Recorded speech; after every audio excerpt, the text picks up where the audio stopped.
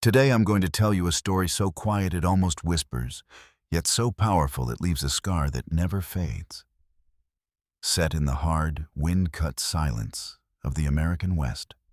It's a place where dust remembers every footstep, and the mountains never forget a name spoken in anger.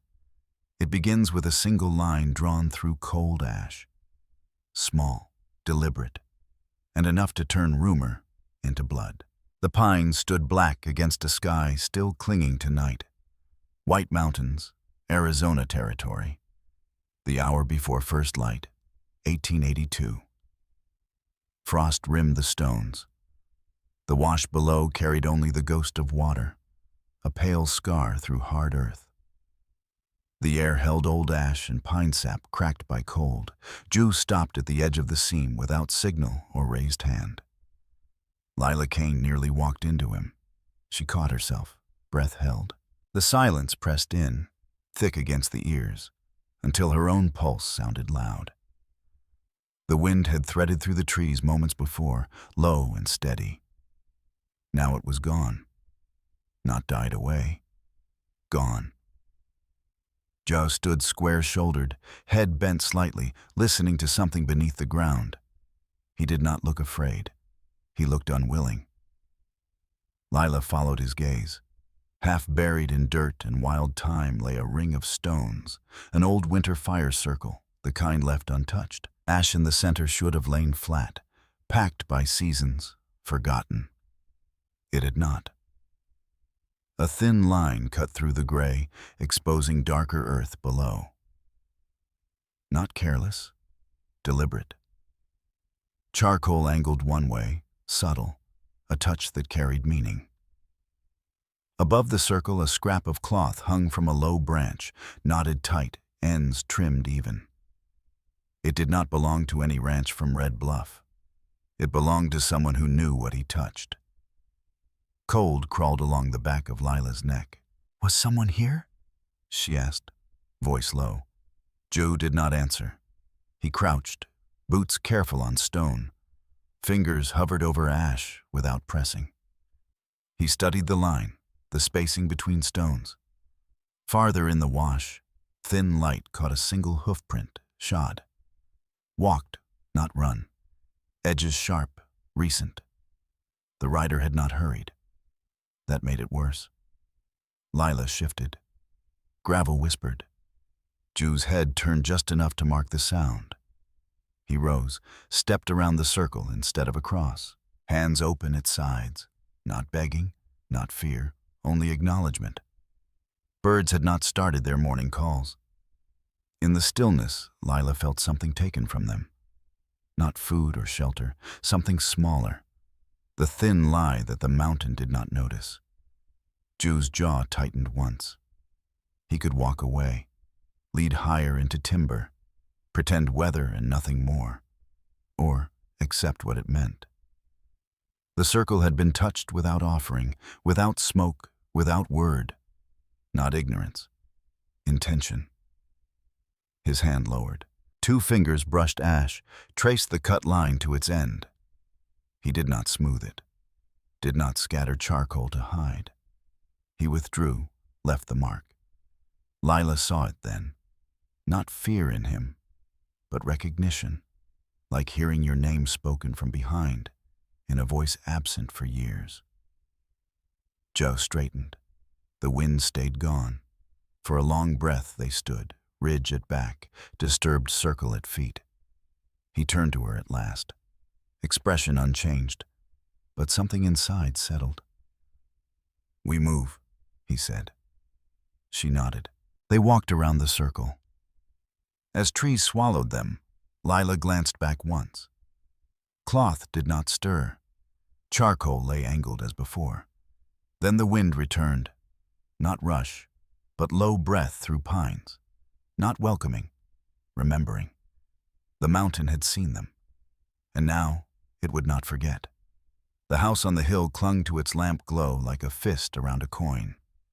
Below, Red Bluff folded into shadow, boardwalks bare, false fronts squared against the dark. A dog barked once, unanswered. The sky hung low, moonless, waiting. Lila Kane came down the back steps without a shawl, riding clothes that didn't fit that house. Dark wool, sleeves tight, boots laced high, hair braided flat to her skull. Each plank took her weight without creak, but the wood remembered. The kitchen door stood open too long. Inside, a single lamp burned dim, bread scent gone stale near heat drifting into the yard. Deeper in, a chair scraped. She did not turn. The stable hunkered lower on the slope, half shaded by a twisted cottonwood. Light leaked through board cracks, thin gold lines on packed dirt. Inside, Juh worked without haste. Saddles cinched, straps tucked, buckles muffled in cloth against jingle. He did not look up as she entered. No greeting. He tied the last knot, tested it flat with his palm. Hay hung thick in the air, mixed with horse breath and dust like faint smoke.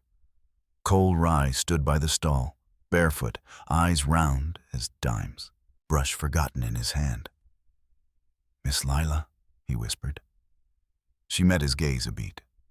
No room for soft words. "You didn't see me." Cole's mouth parted, shut. Eyes flicked to Juh. The Apache said nothing, lifted one hand, palm low, steady. Not threat, not comfort, enough. Cole set the brush down. Outside, hooves clipped stone at the slope's base. Steady rhythm of a man with no rush. Lantern swung. Light brushed the stable wall. Luke Bodie. The deputy's shape crossed the yard, deliberate, checking locks. Boots ground gravel. Glow spilled under the door, pulled back. From the hill, sharper steps. Mara Quinn. Door wouldn't shut itself. She'd seen it ajar. Joe eased the stable door half an inch tighter. Horses shifted, nostrils flaring at tension's scent. He moved to their heads, hand on each muzzle, breath to breath. They stilled. Lila's hand stayed steady. That surprised her. She reached into her coat pocket, drew the small gold brooch her father had pinned at supper. It caught lamplight, threw it back clean. She held it a moment, then stepped to the trough, laid it on the rim. Metal clicked dull on wood.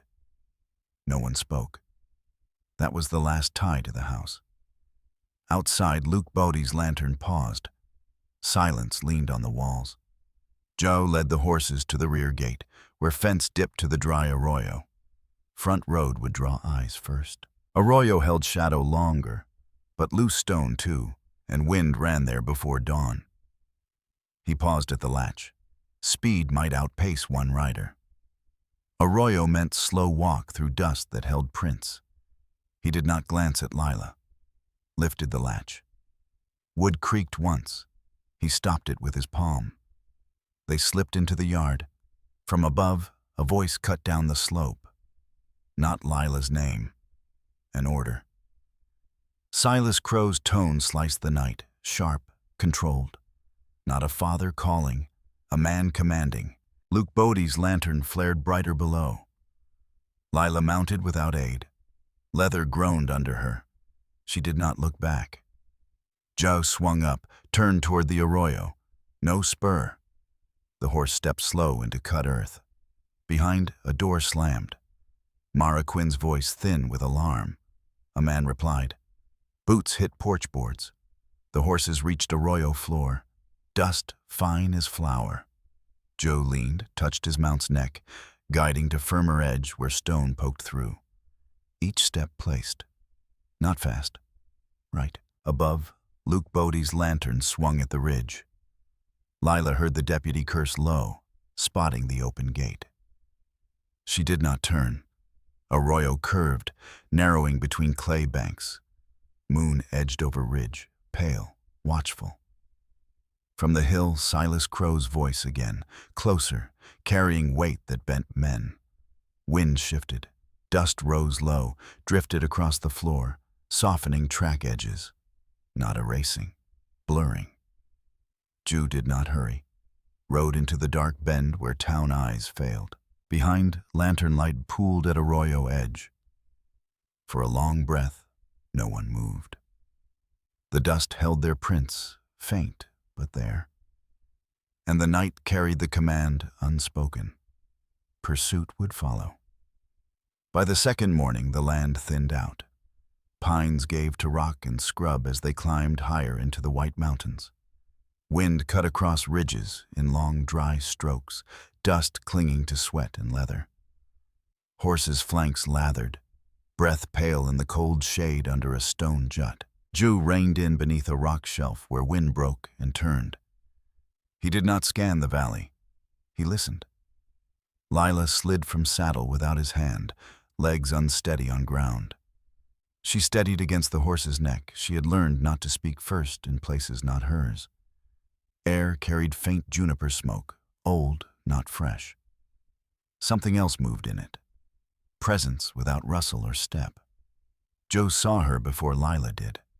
Nita stood at timber's edge, where shadow lingered longest, wrapped in dark blanket, hair braided close, eyes steady as stone.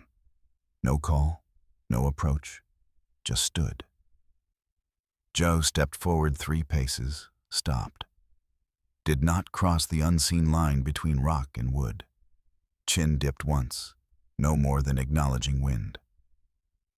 Nita's gaze shifted from him to Lila. Lila felt it like cold water down her spine. She lowered eyes, not shame, knowing she lacked rules to meet them square. No words passed at first. Nita bent, placed something small on dirt between them. Knotted cord, frayed at one end, lay without ceremony. Juh's jaw tightened. He did not pick it up. Nita spoke one sentence. "Your name has been carried in a white man's mouth."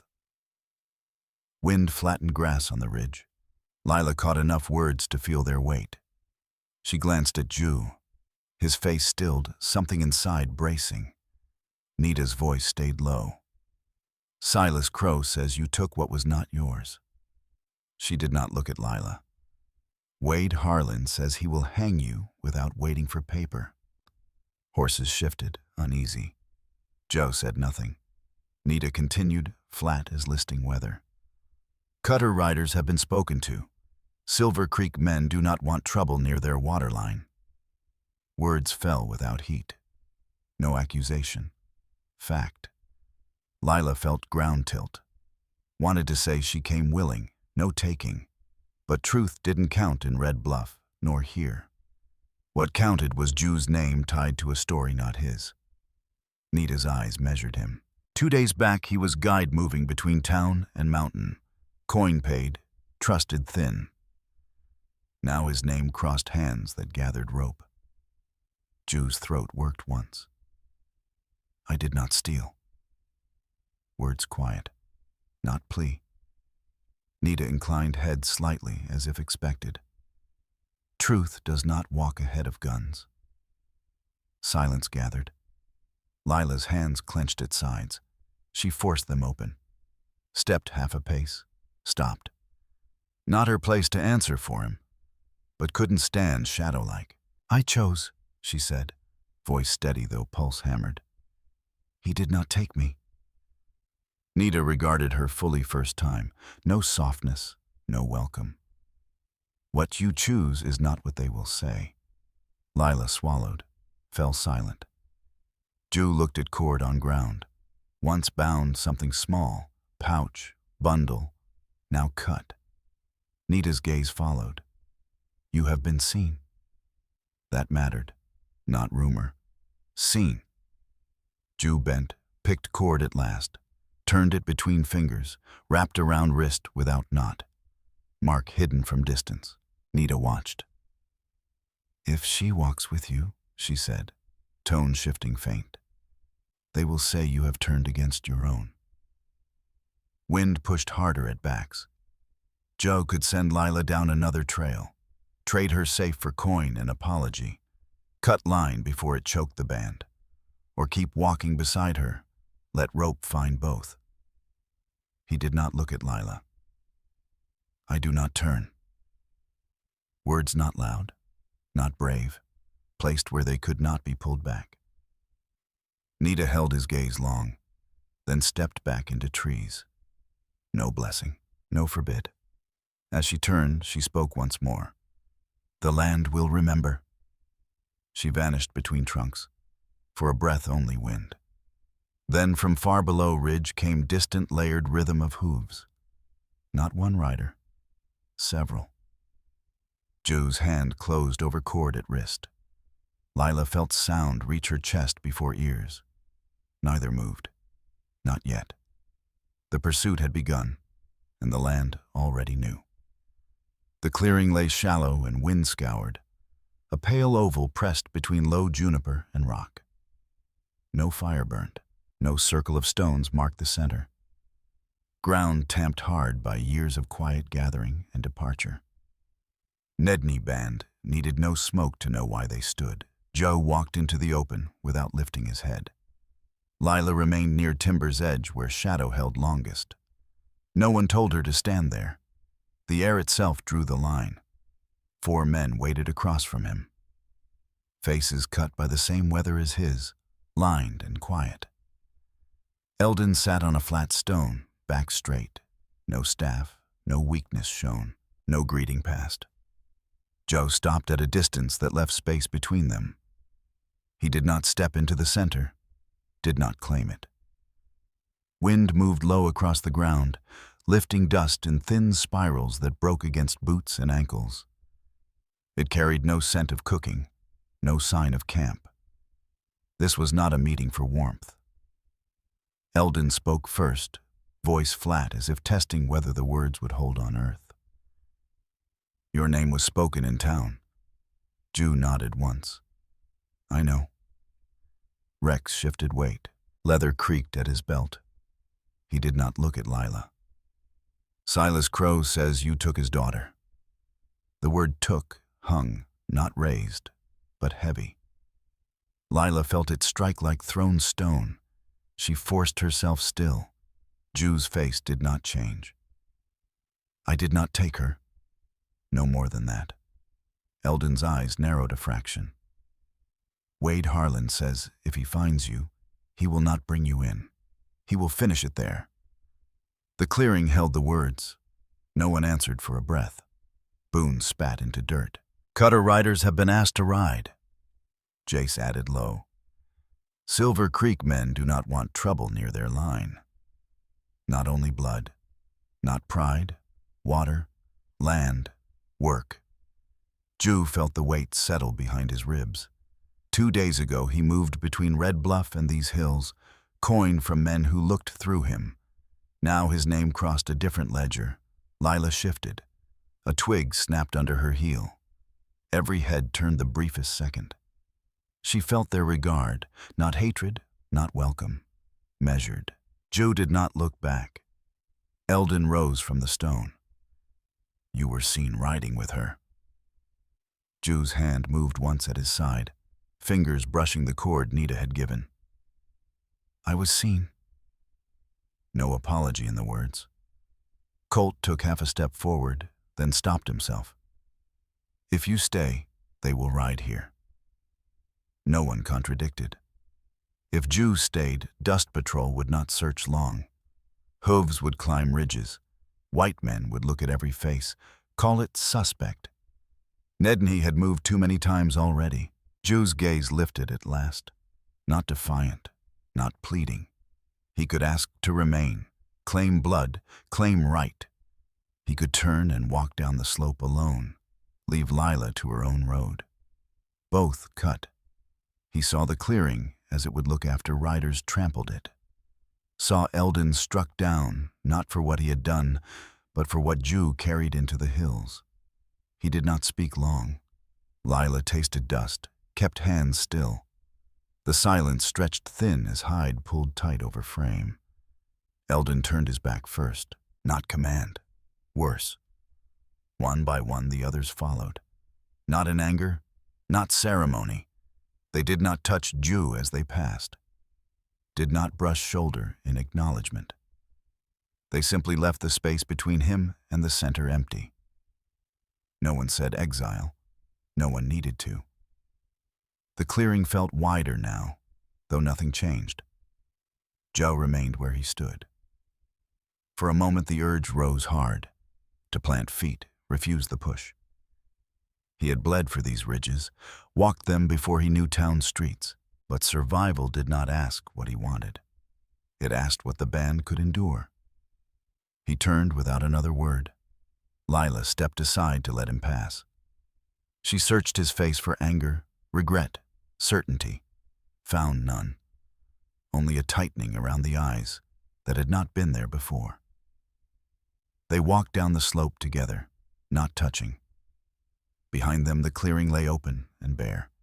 Wind pressed low grass flat where Juh had stood. From far below, faint but steady, came the sound of riders moving along the lower trail.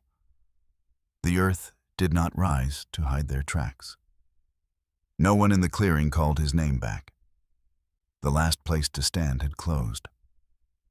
The creek bed lay open and pale beneath noon's sun. Stones bleached the color of old bone. In summer it would run shallow but clear, trout flickering in deeper pools. Now it held only damp shadow under banks, faint mineral scent of water long gone, but remembered. Joe stood at the edge without stepping down. Lila came up beside him, breath slow from the climb. She followed his gaze. The stake was new. Pine shaved clean at the point, hammered deep into ground at the bend where the creek narrowed and once held longest. A strip of red cloth fluttered from its top, snapping sharp in thin wind. Below it, a board nailed crooked across the trunk of a mesquite. Lettering rough but clear. Property of Silver Creek Mining. Lila felt something drop through her chest, settle heavy. Dirt cut by wheels. Deep ruts where equipment dragged down from ridge. Iron had bitten here, not long ago. Soil still held sharp scent of turned clay. Joe moved at last, walked down the bank without sliding, boots placed where rock showed through. Did not look at the sign again. Crouched, pressed hand into damp earth near the stake. Ground soft still. Small seep of water darkened soil just beyond the board's shadow. This was the last place water lingered when heat came. Lila stepped closer, careful not to disturb more than she already had. "They can't claim a creek," she said, voice small in open space. Joe did not answer. Rose walked the bank line. Here and there boot prints, wide-heeled white men's boots. A spur dragged once in careless half-circle. Cutter riders, perhaps, or men hired to make the stake stand. Cigarette butt ground into mud. He did not pick it up. Lila's gaze lingered on red cloth at stake top. It snapped once, bright against dust. She thought of Red Bluff rooms, heavy with cigar smoke and ink.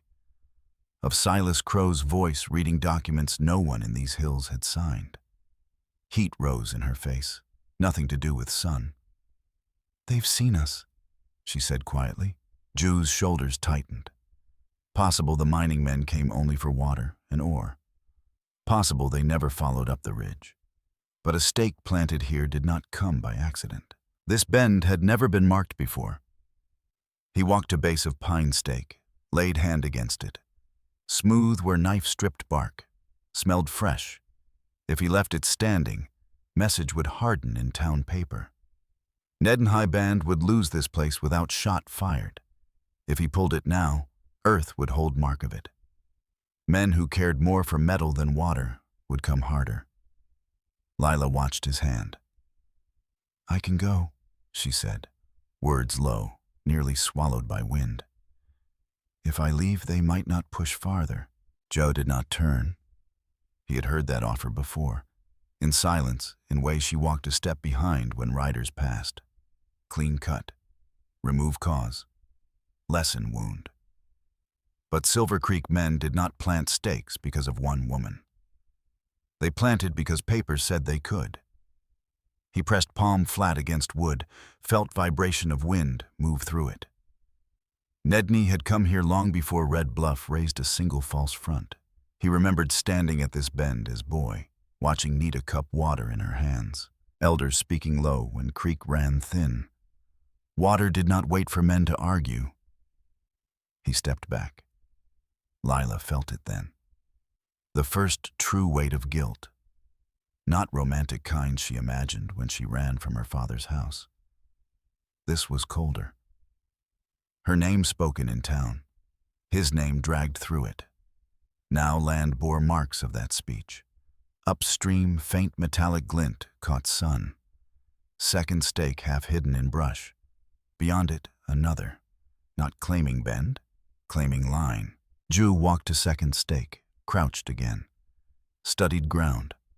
Fresh tracks overlapped older ones. More than 2 riders, at least 1 wagon. They had not come as scouts. Come to stay. Wind shifted.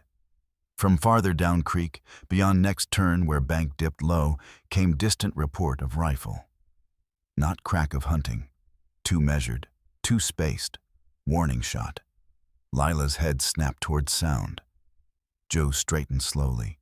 Did not reach for rifle yet. Echo rolled across dry bed, settled into stones. They had been seen. The creek lay open, staked and measured. Line drawn without asking mountain. Lila stepped closer to him now, not fear alone, but because distance felt wrong here. "We can move higher," she said. "There may be another source." Juh's gaze remained on stake.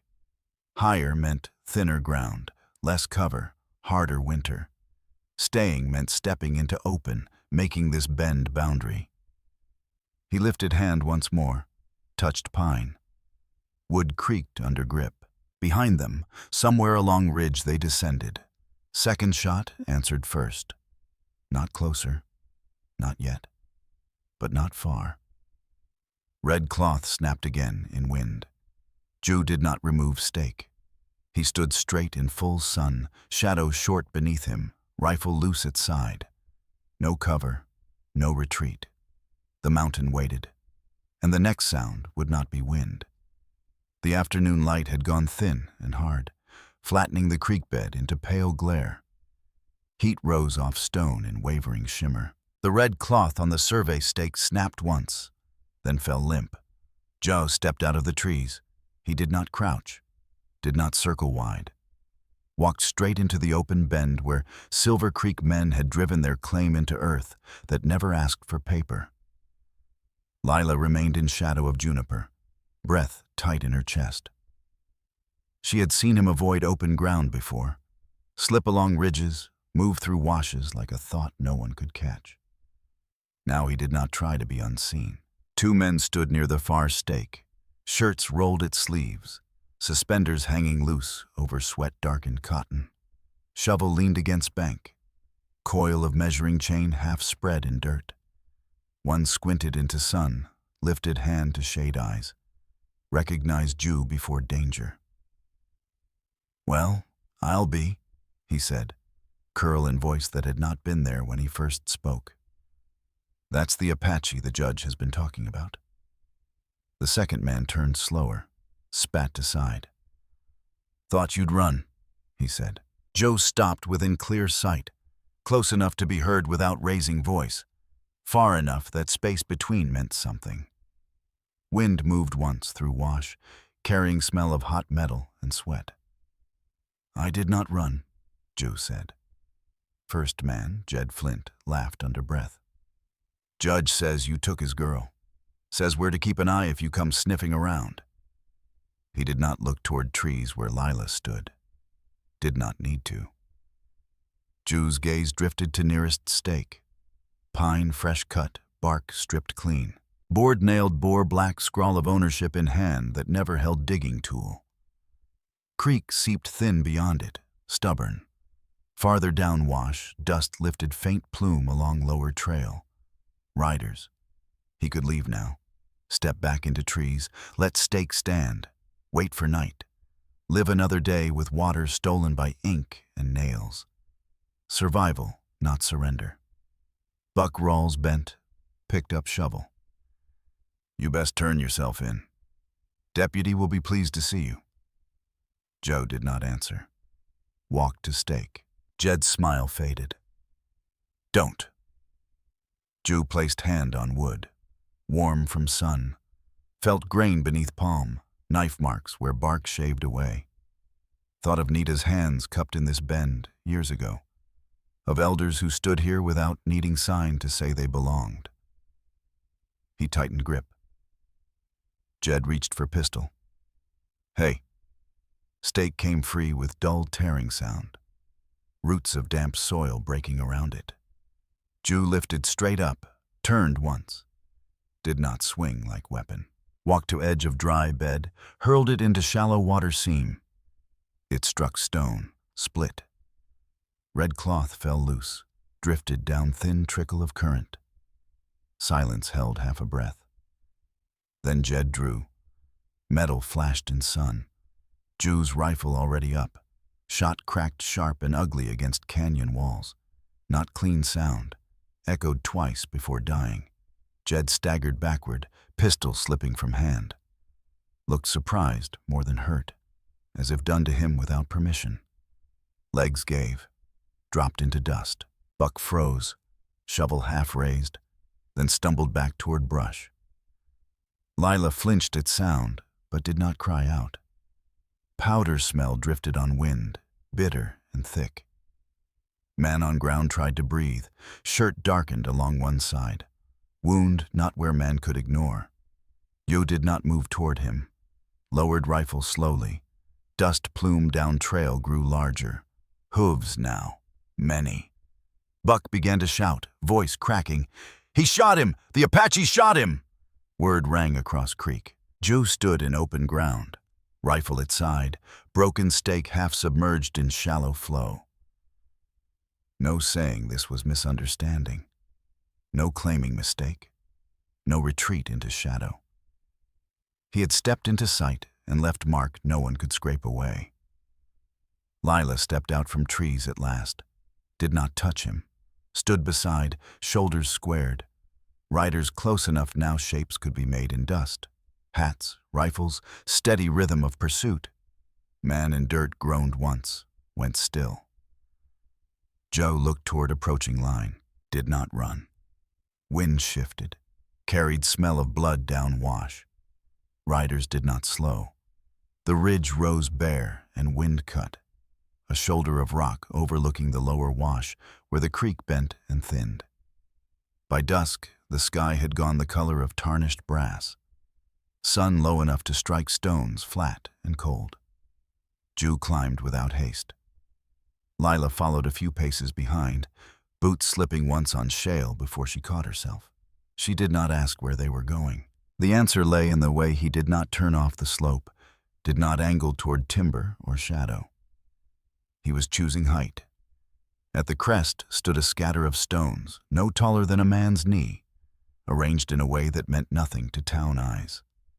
No ashes now, no smoke, just rock and faint scent of old fire long carried off by weather. Juh stepped inside the loose circle. Did not kneel, did not bow. Stood and faced west where light broke over valley and showed every movement below. Far down the slope, dust lifted in narrow plumes. Riders moved in two lines now, not one. Dust patrol had split. Wade Harlan rode at head of nearer group. Even from distance, his posture unmistakable. Straight-backed, confident, a man who believed land would answer him. Lila saw it and felt something harden behind her ribs. A voice carried upward, thin but sharp in open air. "You!" The name sounded wrong in the mouth that shaped it, drawn out, twisted. Another voice answered, "Louder! Apache! Kidnapper!" The words scraped against stone. Juh did not flinch. Watched riders divide, one line curving toward creek, other angling to cut higher ground. They were not charging blind. They were thinking. From lower bend, faint thread of smoke rose where Silver Creek men camped near water. Cutter riders would be there now, drawn by blood and claim. Lila stepped up beside him. "They're cutting the ridge," she said. He nodded once. Wind lifted her hair, pressed it against cheek. Smell of dust and distant smoke carried metallic tang of spent powder. Juh reached into pocket, drew out frayed cord Nita had given days before. untied it from where it hung loose at wrist, replaced with strip of cloth he kept folded in saddlebag. Worn, faded to deep brown that might once have been red. Wrapped slowly around left wrist, knotted tight. Not decoration, not plea. Lila understood without asking. "You don't have to," she said. He did not look at her. "If I stand here," voice low, "they will stand here."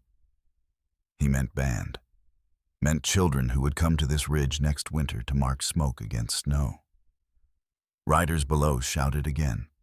Wade Harlan raised spyglass, brought it to eye. Joe felt distance collapse. He could lead Lila deeper into high timber, vanish into narrow draws and stone cuts where horses stumbled and sightlines failed. Might live another week that way, perhaps longer. But riders would follow slope, find creek unguarded, ride through low trails where Nedney once made camp in late frost, leave their own marks. Lila reached for strap at her saddle, tightened it with deliberate hands. Movement steady now. She did not hide behind him. "If you stay," she said, "they see me too." Yes. No comfort in word. She drew slow breath, adjusted rifle at shoulder, not like lady holding foreign thing, like someone who had watched and learned. She did not step back. Down below, shot rang out, not aimed at them, into air. Signal. Riders began spread wider, some dismounting to climb slope on foot. Joe stood within old stone circle and did not move. Sun slid lower, outlining his figure against sky. He was visible now in way he had avoided his whole life. Cloth at wrist stirred in wind. Another shout rose. "Come down and answer for it." Name they called was not one Nita spoke when he was child, not one his mother murmured near winter fire. It was one Red Bluff shaped for him. He lifted chin slightly. Lila felt shift. Not bravado, not fury, acceptance. Wade Harlan lowered spyglass, pointed upward. For first time since stake torn from earth, riders could see him clearly against sky. Not hiding, not running. Wind died again, just for a moment. In that pause, old stones at Juh's feet seemed to hold breath. Lila gripped rifle tighter. Juh's hand rested once on cloth at wrist, fingers pressing the knot. Blood from earlier wound had dried dark along his sleeve, faint stain on rock beneath. They stood exposed under fading light, and below the lanterns began to bob upward, slow and sure. Night settled slow over the ridge, pressing heat out of stone and drawing thin chill up from valley. Narrow shelf where Juh stood fell steep on one side to dry creek, rose jagged behind into broken rock. Below, lanterns bobbed like low stars. Dust patrol split before dusk, now closed from two directions. Boots scraped shale. Leather creaked, breath carried up in short bursts between low commands. Smell of sweat and horse hung in dark like damp cloth. Juh did not move from open edge, chosen this shelf because overlooked bend where survey stake once stood. From here could see faint gleam of water still clinging to stone. Could see path riders would take if tried force. Lila crouched few yards behind, pressed against rock face that held day's warmth. Hands no longer trembled. First shot came from below. Not aimed, tested distance. Cracked, sharp, rolled off canyon walls. Stone spat grit where bullets struck short. Juh did not answer. Men advanced in spurts. 2 steps, pause, scan. Wade Harlan's voice carried upward, clipped, controlled. "Bring him down. No talk of arrest now." Another shot closer. Rock splintered near Juh's left shoulder. He shifted half pace, adjusting angle, but did not drop. World narrowed to sound. Click of hammer drawn back, scrape of boot leather, low curse of man who had not expected steep ground. Lila saw it before Juh did. Luke Bodie moved wide along lower slope, climbing fast. Closer than others, breath harsh in throat. Rifle braced against stone, found Juh's back in sights. She did not think. Raised rifle, fired. Recoil slammed shoulder. Sound tore through narrow shelf, came back doubled. Luke jerked. Shot went wild. Staggered, fell hard against rock. Rifle clattered from hands, did not scream. Lay stunned, one arm twisted beneath, blood darkening sleeve. Lila lowered rifle slowly, breath through teeth. No return to Red Bluff now. No stepping into town square as if misunderstanding. Juh glanced back once. Not gratitude, not shock. Recognition. A bullet struck him then, high, tearing through muscle at shoulder. Impact drove him half steps sideways, but he did not fall. Blood welled dark against shirt, ran down over strip of cloth at wrist. Steadied against rock, fired downward. Man below cried out, dropped behind cover. Wade Harlan emerged clearer, pushing men forward with hard gesture of arm. Hat fallen back, face pale in lantern light. "Advance!" Voice raw. "No more waiting." Men surged up slope, slipping, scrambling. Gunfire snapped sharp and ugly in confined space. Juh felt warmth of own blood soaking stone that once held winter smoke. Adjusted stance, shifting weight off wounded side. Did not look at wound. Saw Wade Harlan slip. Boot lost purchase on loose shale. Slid yard down, caught on one knee, exposed single clear second against lantern glow below. Distance closed to nothing. Juh's rifle lifted. Clean line. No obstruction. One shot. End of it. He saw not man alone, but what followed. Another posse. Deeper hunt. Would not stop at ridge. Sight dropped fraction. Fired into rock just ahead of Harlan's position. Stone shattered, showering sparks and fragments. Harlan flinched back, scrambling cover. "Fall back," Harlan barked. "Back!" Command wavered. Men hesitated. One dragged Luke Bodie by collar toward lower ground. Another fired blindly once more before turning. Slope once sure now felt wrong under boots. Juh did not pursue. Held height steady, breathing slow through pain.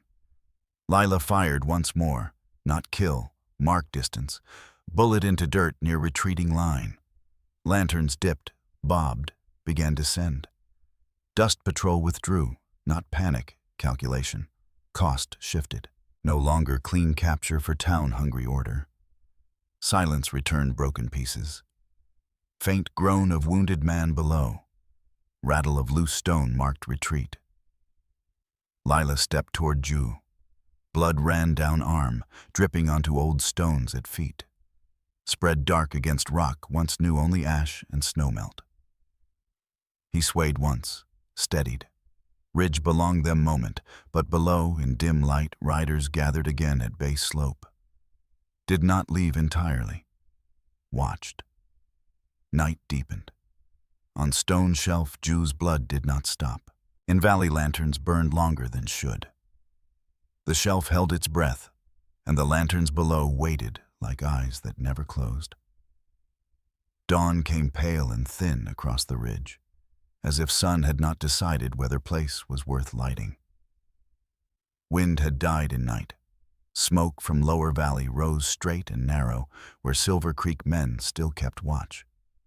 Slope bore marks of struggle, scuffed shale, dark patches where blood dried against stone. Joe sat with back to old smoke-marked stones. Lila had bound his shoulder before first light, tearing her own sleeve to pack wound tight. Cloth stiff now, rust brown where blood soaked and dried. He had not complained, had not thanked, watched horizon.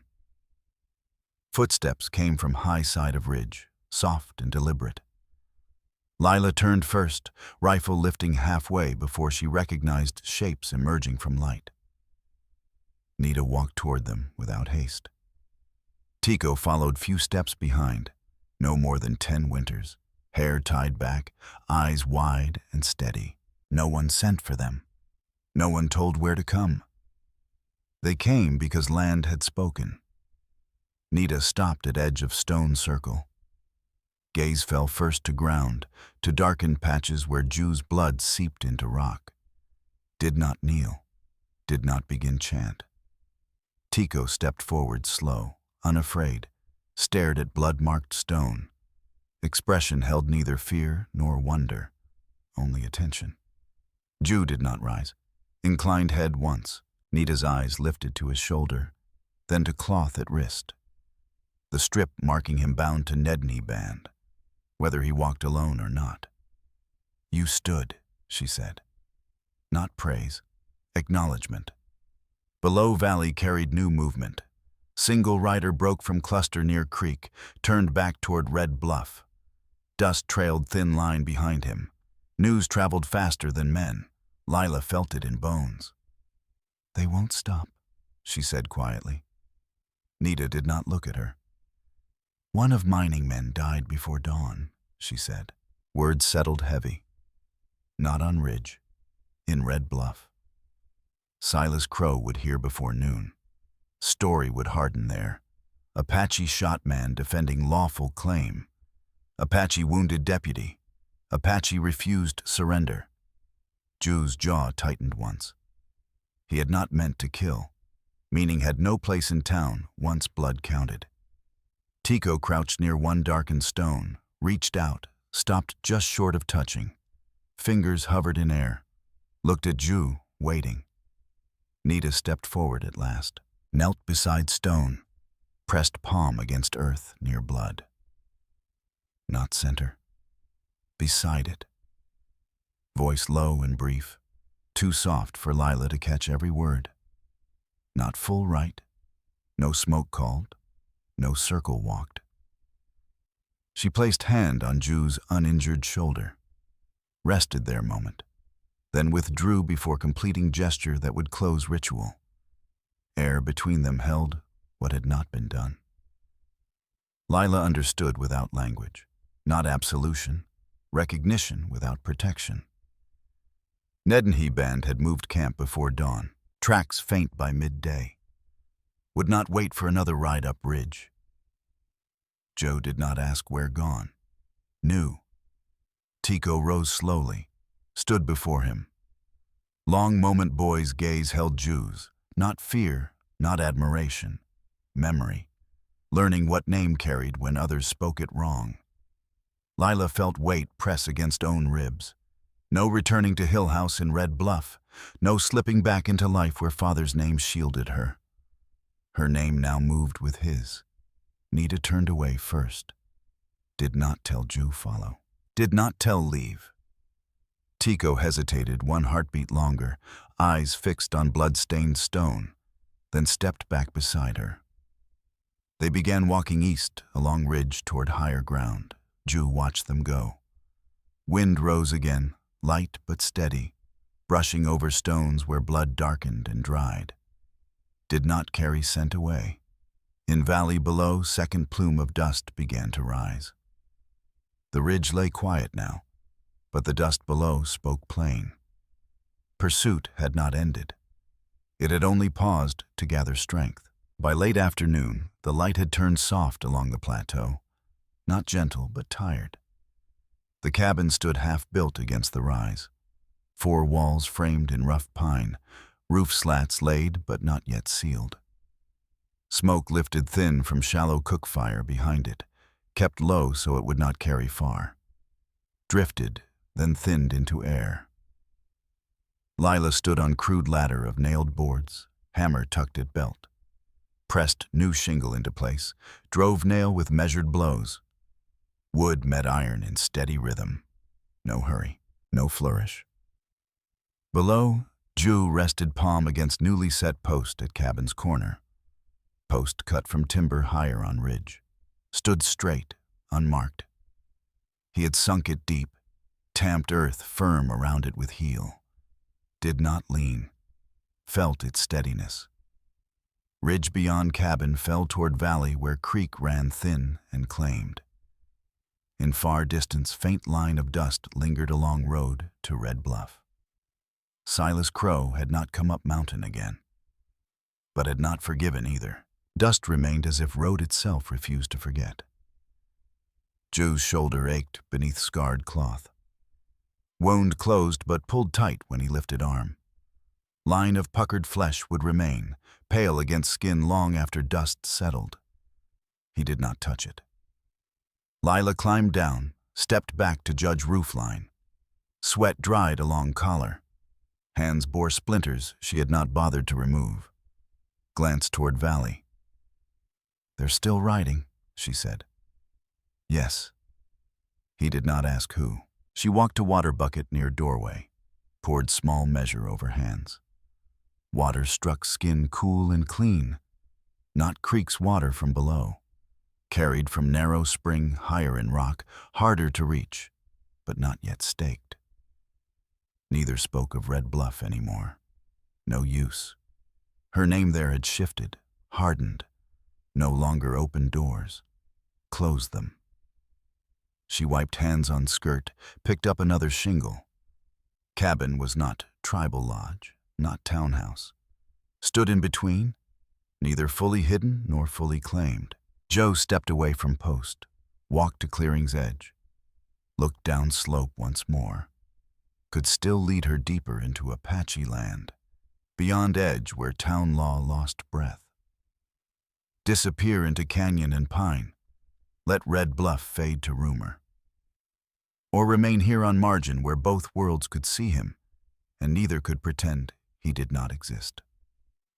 Wind lifted, carried smell of cut wood and distant dust. Lila approached, holding flat stone taken from ridge's edge. Fit easily in palm. Did not ask what he would do, simply stood beside. At base of new post lay bare earth, tamped smooth by his hands.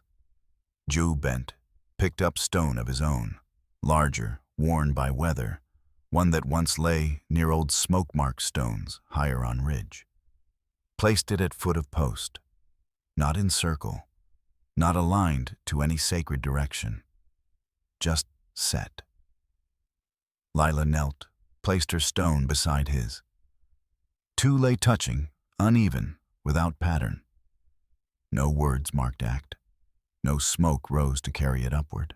Not full right of claiming ground. Not old way. What they could do. From slope above, small figure watched. Tico lingered near edge of trees. Did not approach. Did not call out. Observed. Gaze moved from stones to Juh's scarred shoulder, then to Lila's hands resting briefly on earth, did not smile. Memorized. Wind strengthened, brushed over half-finished roof. Loose shingle rattled once before settling. Bird crossed sky above cabin, wings cutting sharp against fading light. Juh straightened, did not look at Lila. Did not look at Tico. Looked instead at line where mountain met sky. Dust in valley thinned, but did not disappear. Lila returned to ladder, resumed work. Hammer struck steady against nail and wood. Juh placed hand once more on upright post, fingers spread flat. Land did not bless them, did not reject them. It remained. Wind moved through clearing, stirring ash in shallow fire pit, lifting it just enough to remind them of what had been burned and what had not. Tico turned, slipped back into trees without sound. Above cabin birds wheeled once and passed on. Stones at base of post did not shift. Dust road below still held memory of pursuit. Cabin stood where it had not stood before. The silence that followed carried no promise, no end. Only the weight of what had been kept, and what could never be given back. Finally, let me send my deep thanks to you. Thank you for listening, and for allowing this story to speak to your heart. The Wild West still holds countless truths, some painful, some tender, all worth remembering. Stay with us, subscribe, comment, and invite others to discover these untamed stories. From our hearts to yours, thank you for being part of this journey. Aviso legal barra disclaimer. Each story shared here is produced for storytelling enjoyment. Certain scenes may include fictional or dramatized elements inspired by historical circumstances. Although AI tools assist us in visuals, narration, and script development, the emotional tone, editing, and quality control are conducted by people to ensure meaningful experiences.